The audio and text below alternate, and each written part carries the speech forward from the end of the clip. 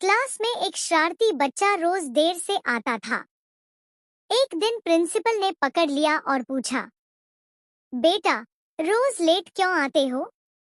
बच्चा बोला, सर, मेरे सपनों में भगवान आते हैं और कहते हैं, बेटा, सोते रहो, सफलता एक दिन खुद तुम्हें ढूंढ लेगी।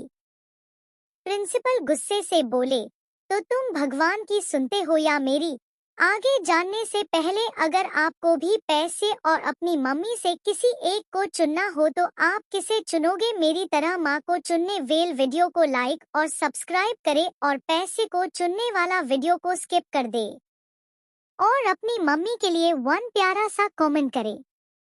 बच्चा हंसते हुए, सर, भगवान तो सर्वशक्तिमान है, लेकिन आप तो छुट्टी तक भी अपनी मर्जी से नहीं करवा पाते।